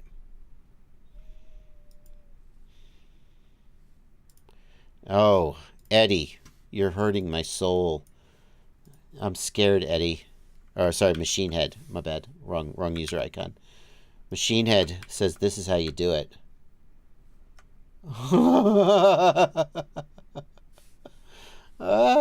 It's gonna be okay. Oh my god, he didn't even use black and red wires here. How do you know which one is the negative wire? Oh, it's got electrical tape. Actually, I think that's heat shrink. This is probably fine. I'm just being melodramatic, but yeah. That's cute. Rookie Ray wants to know, 533 frames on AliExpress, are they genuine? That's okay. For real? I mean, some companies do distribute through AliExpress just as an additional, like just a way to get stuff into China or through worldwide distribution.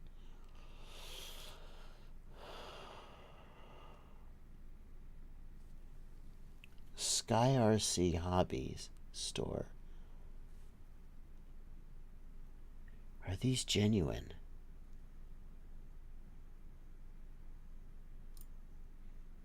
Are these genuine? I mean, I guess I could ask Evan. Feels like no. Now, like, for example, the Get FPV Lumineer Bardwell beginner kit was distributed by Banggood. And it was just like the packages were put together at the Get FPV facility in China. And somebody at Get FPV was like, look, instead of shipping these to the United States and then shipping them to Europe, why don't we just take them from the factory in China straight over to the warehouse in China and then ship them from Banggood in China to people in Europe? Oh, and so people saw the Get FPV kit on Banggood and thought it was fake, but it wasn't. That is a thing that has happened more than once. So it's not impossible that these are legit, but it does seem... I'm going to ask Evan Turner. It says he was active 11 minutes ago, and we'll see if he responds to me.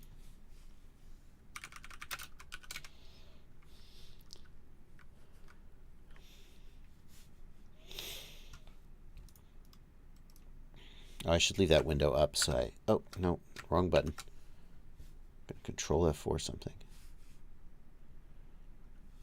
Oh, Blunty. Evan says absolutely not legitimate. Okay, so no, they are not legit.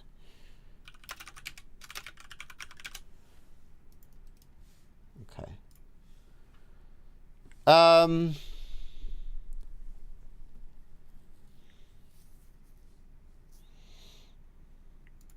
APN Films, thank you for a $5 super chat. So I had a minor crash, and now when I arm, only 2 motors will spin. What should I do? Buy a new ESC, probably. Probably buy a new ESC. Sorry. You probably fried your ESC. I love it. I love it how people say, I had a minor crash, and now my ESC is broken.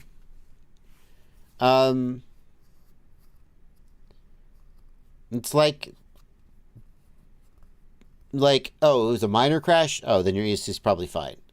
Like, everybody says it was a minor crash. Maybe it was, maybe it wasn't. The outcome is the same. Right?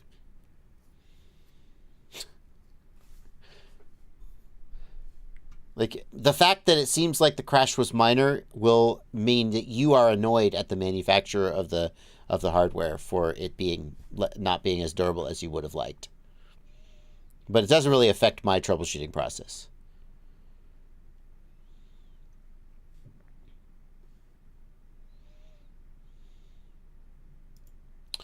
Zippy asks, would you not recommend the new clear Boxer because it doesn't come in the 4-in-1 setup?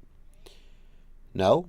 I don't have a 4-in-1 radio as my major radio now, and I don't have any FreeSky receivers. All of my stuff is Express LRS, Crossfire, or Ghost, mostly Express LRS. So, I mean, if you have a lot of FreeSky, then you would probably want a 4-in-1 if you know, but I wouldn't like blanket not recommend it. The Tom John wants to know advice. Okay, Bunty, I'm going to try and find it. I can't tell if you queued it up, though, man. I'm just seeing interesting questions in the chat. It'll have a number next to it if it got queued. Yeah, but I saw it in the chat. Now right, do I so go? It would have a number there if it got queued. That's all I'm saying. No. So I'm looking. No. I'm looking at the YouTube chat, though. Oh, okay. That's the thing. I'm not worried about those. Like, if you pick a Patreon, though, or if you pick a like a donation. Oh, I'm not taking any donations. You hit one from APM Films that was on the queue, so maybe you're. Oh, I didn't notice that it was a super chat. I see. Okay. I gotcha. wouldn't have done that on purpose. Sorry, that was an accident. Gotcha. I just keep getting behind because I'm helping answer other questions and doing other stuff, and then I leave a bunch of stuff in the queue you've answered. So. No. I think that I'm taking these questions. I see the question in the YouTube chat window, not in the social stream window, and I'm like, oh, that's a good question. I'll answer that. So then I go grab it. But gotcha. Only if people ask something like 10 times. That's the problem. And so I've queued it like 8 times ago. So then, you know what I mean? That's often what's happening. That's okay. Gotcha. Not a big deal. Gotcha. All right. The Tom John wants to know advice on mounting LEDs under the arms. Wish there was clear electrical tape. Get clear heat shrink. Get clear heat shrink with the arm off the quad. Like solder some wires to the LED. With the arm off the quad, put the heat shrink over the arm. Then put the arm on the quad, the motor, etc. Put the LEDs on the underside of the arm, and then shrink the heat shrink. Boom. That's the answer.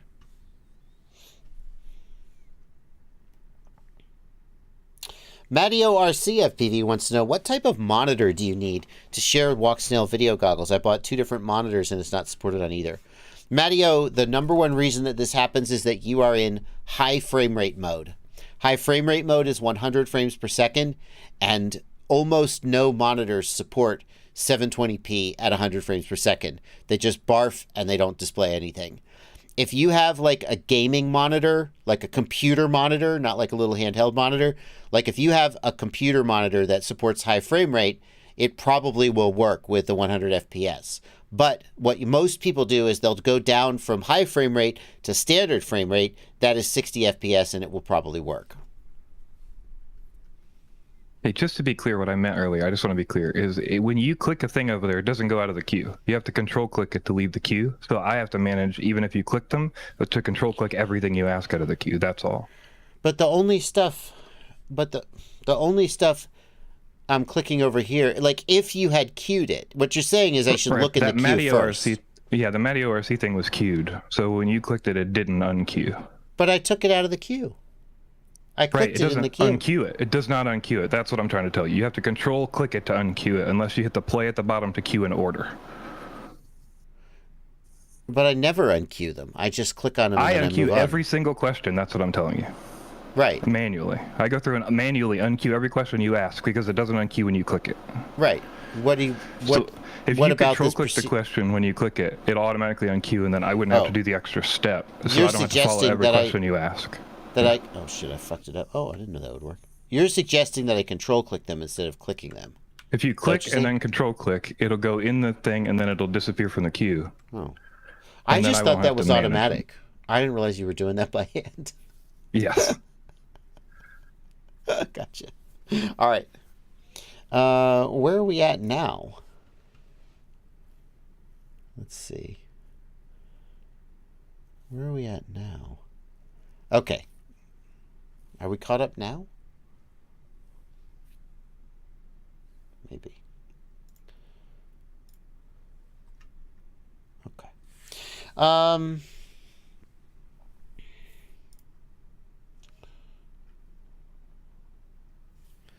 Let's see. let's do some super chats. RC Moore wants to know if there is a whoop with O3N Crossfire. Recommendations. We had this question on a stream earlier, and somebody gave me a tiny quadcopter with an O3. What's the smallest bind and fly with O3? Was it a Betaflight PV? What was it?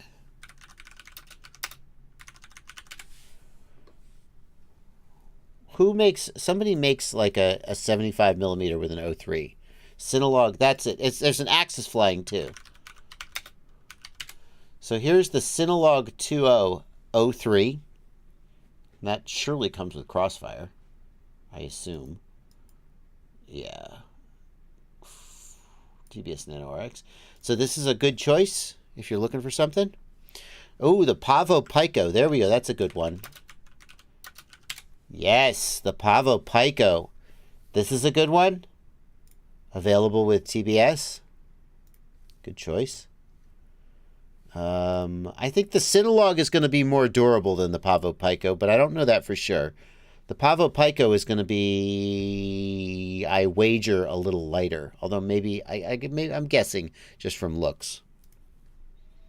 Those are some choices.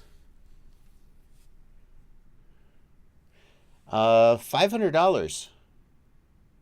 Okay, so wait, $139 is not right.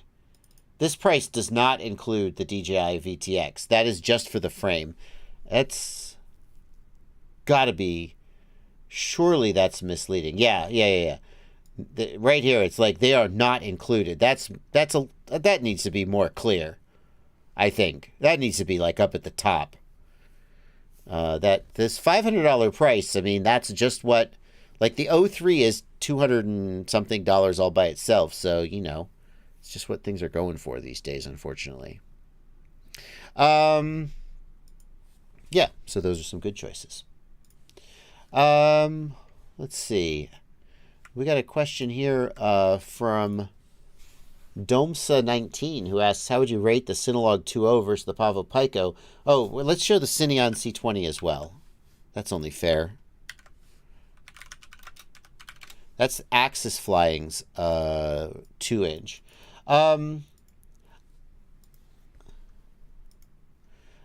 Of these three, I think that probably the most reliable choice. Oh, you guys can't see this. I didn't switch screens.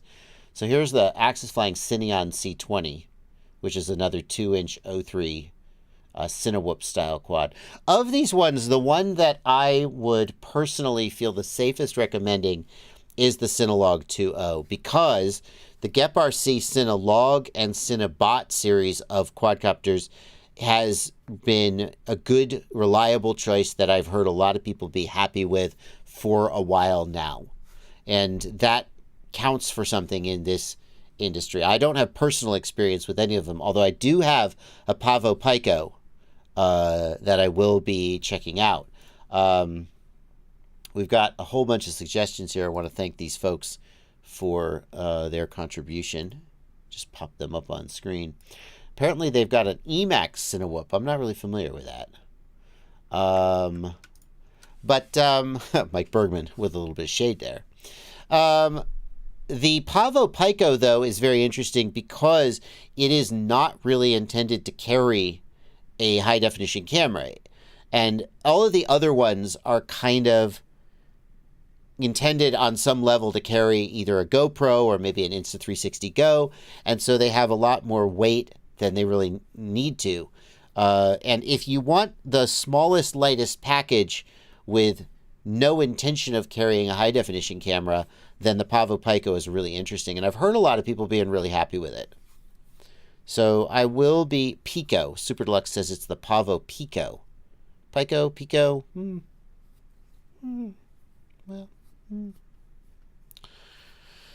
So those are some thoughts in that direction. Matt Sanders asks, in Inav, is there a return to home feature or is it just activating failsafe? Not seeing it in modes. Matt Sanders, Inav absolutely has a return to home feature. If you're not seeing it in modes, it makes me wonder if your GPS is set up correctly. I know that Inav won't show you the flight modes that rely on the GPS if the GPS is not working or not configured. So that's my best guess as to why you're not seeing it.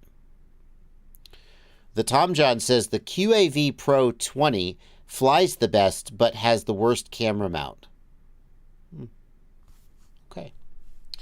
Edwin Ramirez wants to know, thank you for $5, Edwin Ramirez.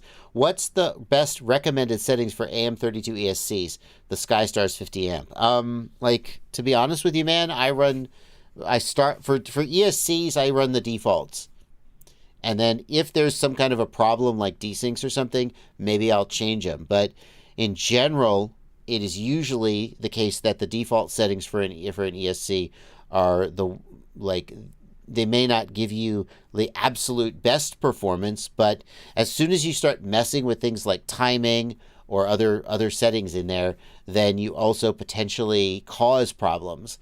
And so most of the time I just run the defaults. And if you were going to try to find the best settings, well, that's going to depend on what size motor you've got, what prop you've got, and other details that are not really stipulated in the question. So I would say the best recommended settings for most people are the defaults. Boring answer, I know. Yumo P3 Splitten. Thank you for a $5 super chat. Do you know if you can switch out the internal 4-in-1 for internal ALRS in the TX16S? Yes, you can. Yep. You can buy the module and swap it out by opening up the radio. It will just plug right in and it will work. You do need to change in the hardware menu. You need to change the internal module setting from Express LRS to from Crossfire to 4-in-1 multi-protocol. That's in the hardware screen. You'll need to make that change.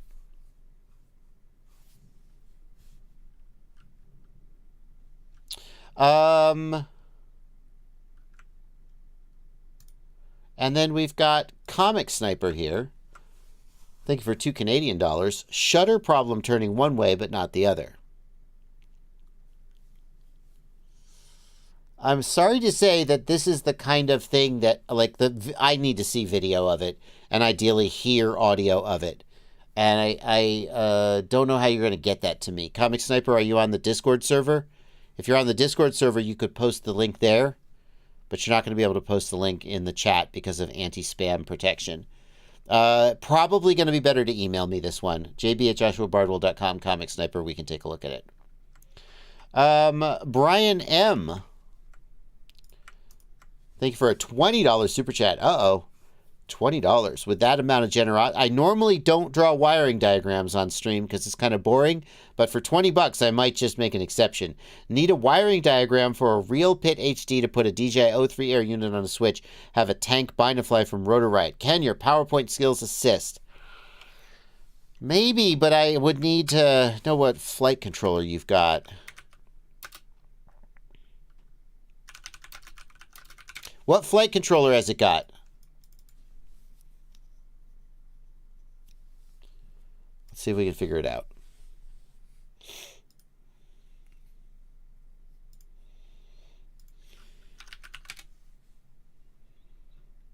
Oh, there we go. Built and tuned. Was it the built and tuned or the Pro Spec? Because I think they're different. T-Motor F7. Okay, so I'm going to guess that you have this flight controller. That's okay, that'll do.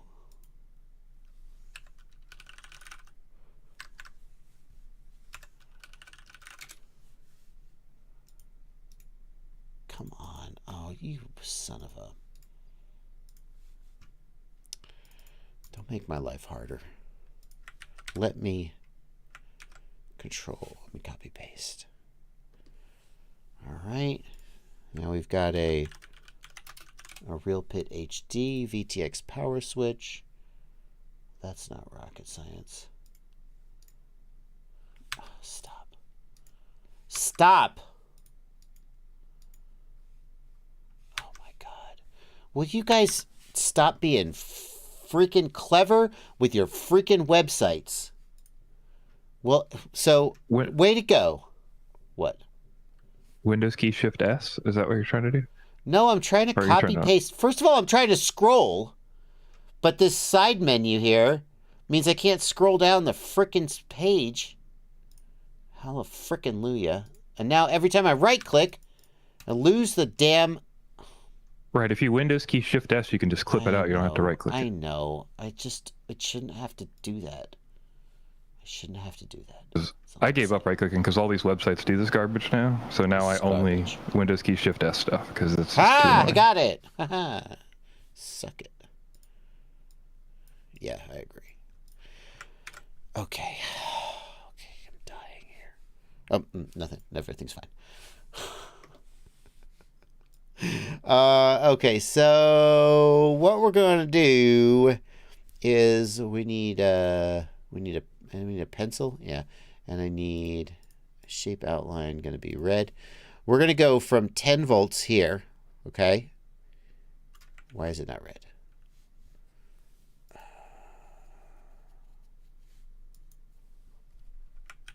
No, I want it to be red.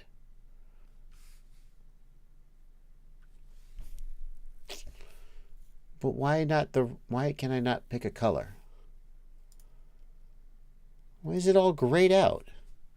Stiffu. But that's weird. Okay. We're going to draw a line here. No.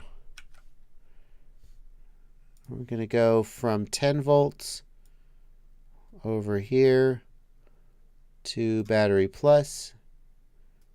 We're going to make this shape outline red. Okay, great. Wait. And then we need ground, obviously. And ground can come from anywhere. And ground also needs to go to the air unit. So what I would do, personally, is I would take ground from here, and I would go here to this pad. Can I not?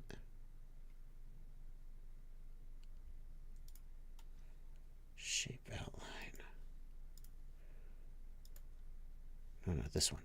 No, this one.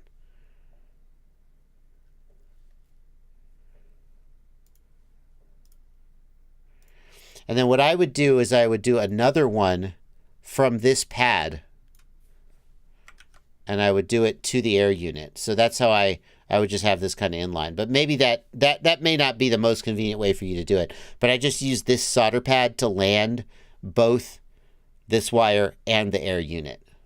So basically just put this in between them. So we're going to do another one. And it's going to go from here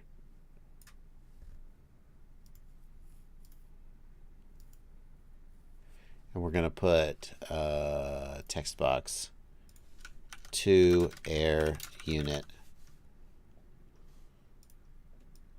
Okay. And then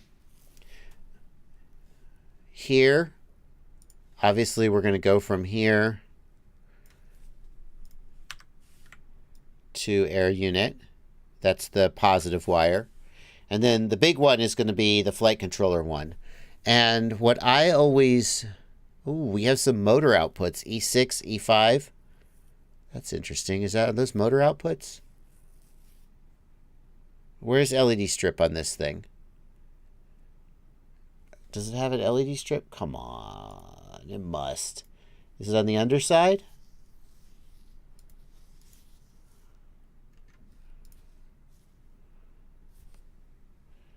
Where's the underside? Can I see the underside? No? You don't have a picture of the underside on your website? That seems... Oh, here we go. I got it.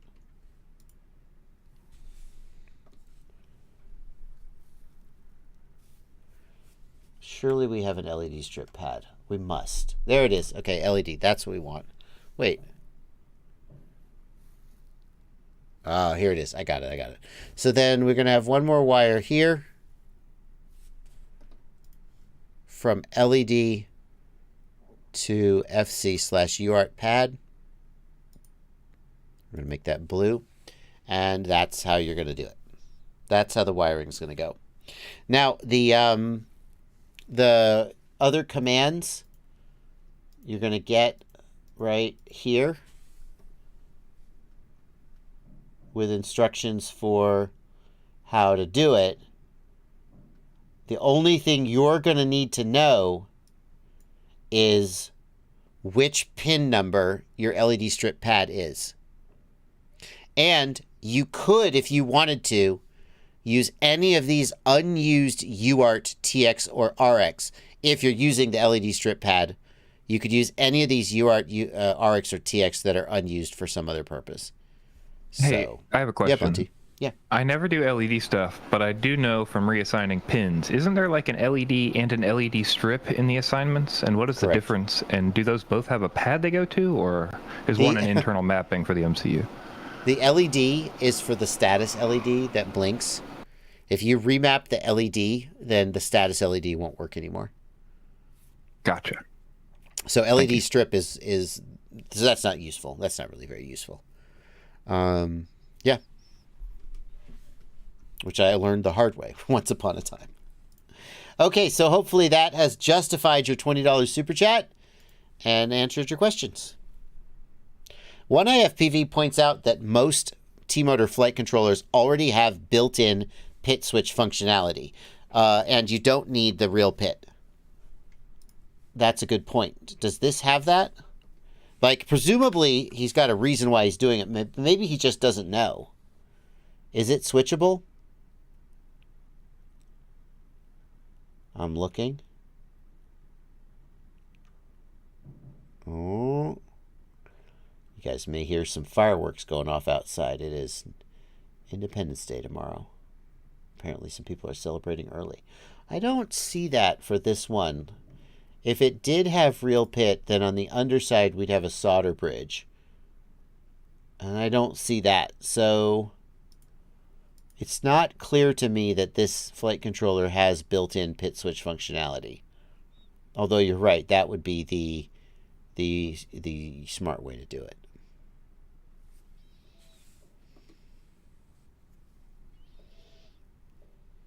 Okay. What is a real pit? A real pit is a device that lets you switch your video transmitter on and off. Black Jungle, thanks for another 5 Brazilian reais. Funny rant on the GEP-RC Synologue 3.0. On a hard crash, it ejects the camera plate. Didn't they redesign that in the Synologue V2? Yeah, maybe it fixes that. Slayer BR, thank you for a 10 Brazilian reais. It's me again. I would like to know if there's any problem using a 2400 kV 4S motor instead of a 2300 kV motor. I have to change some PIDs, and greetings from the Brazilian FPV community. No, you don't have to do a damn thing different. I mean, there will be your quadcopter overall will make slightly less power because the 2400 kV motors will top out and the 2300 kV motor won't be able to keep up. But you probably won't notice a single difference. So don't sweat that. You certainly don't need to do any like radical PID tuning or anything.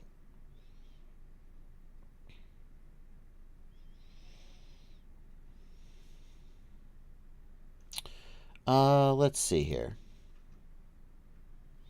I have one I'd like you to take if you could. Yeah, for sure. There's one from Sky Sailor FPV from the Discord. Oh, Sky Sailor. Is that the YouTuber or someone from that channel? There's a YouTube channel, Sky Sailor. Well, it's not just them. Well, anyway, Sky Sailor says, I have a question about a review you did on the V-Fly smoke stopper a while back. I'm building a 5-inch race quad. I've checked my solder joints several times. I see nothing that would be an issue, but the smoke stopper goes in to protect every time it's connected. You mentioned this could be the case if you have bigger motors, but you didn't really specify next step. Do I just plug in directly and hope for the best? Well, so what's happening is that the beeps of the motors are tripping the smoke stopper. And if the smoke stopper has an adjustable current limit, like the V-Fly one can be set to 1 amp or 2 amp, turn it up to 2 amps and see if that fixes it. If it's still tripping, then what? try plugging in a 4S battery instead of a 6S battery. I'm just like punting here. The lower voltage will probably make the motors beep less loud and probably pull less current. It's just a guess. If you have a power supply, try using like 12 volts, right? It should power up on anything down to like maybe 10 volts. So maybe you can then confirm that it's not got a short and everything is fine. If you've got a case like that, ultimately what I end up doing a lot of the times is I just go, hope for the best. And that sucks if you're wrong and so there's a short circuit and something fries. But it can be difficult to know whether you've got your motors are tripping the smoke stopper or whether there's actually a fault. Those are some things you could try, though. Excuse me. Pyrospud points out you can have a bench power supply with a current limit. That can work, too. I would be surprised if, unless you have really big motors, if the motors are pulling more than 2 amps on the ESC beep. But it's not unheard of.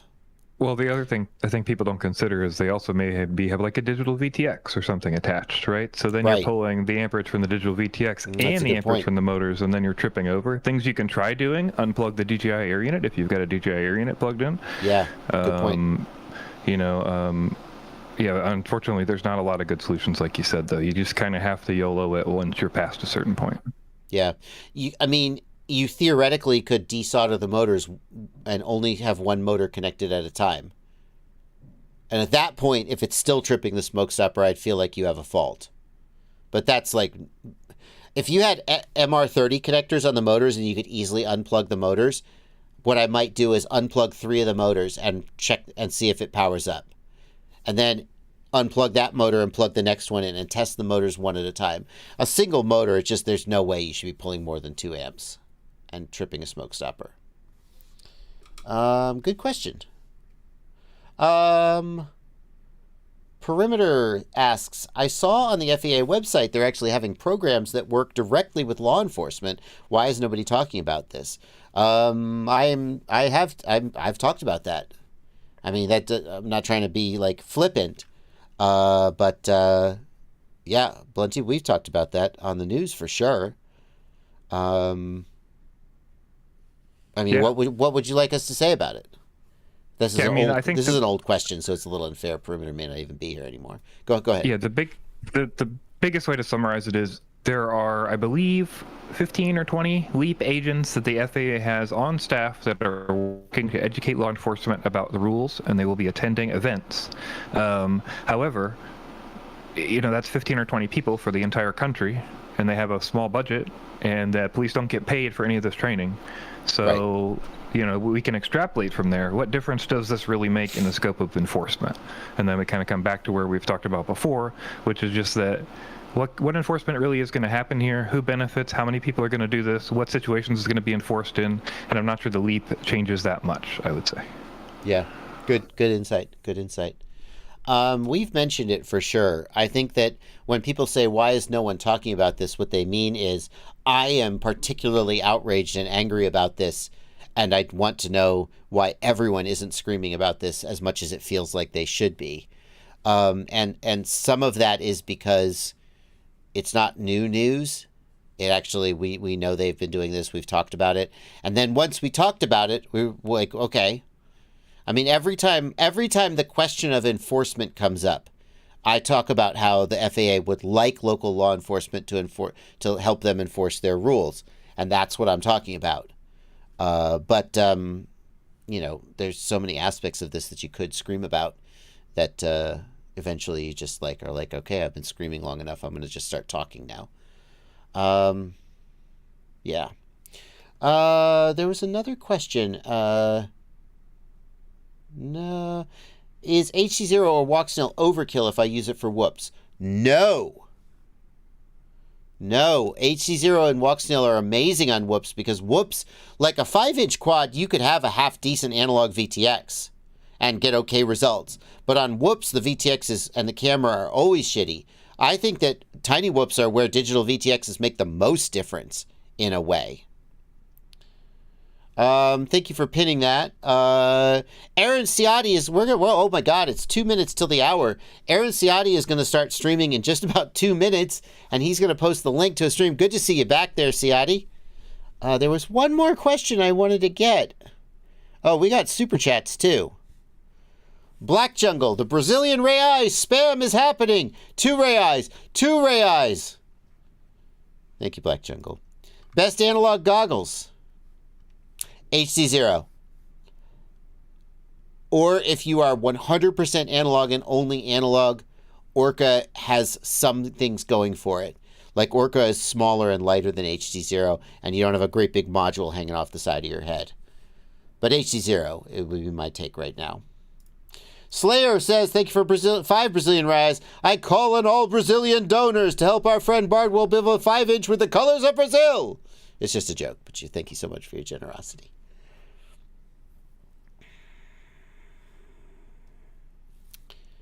That's our super chats. 1 minute left.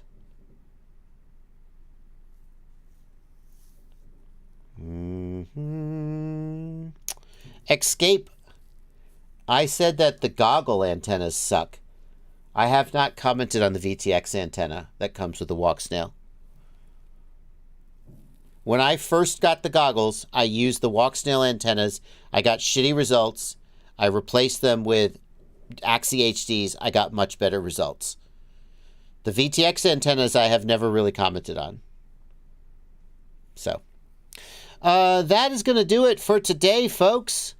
For any questions that I didn't get to, feel free to email me, jb@joshuabardwell.com, and we will see you in the next one. But for now, we are going to I'm going to let Ciotti get on with his thing. He's posting a link to his stream. Thank you guys so much for coming out and watching, and it's been a treat. And I'll see you in the next one. Bye, everybody.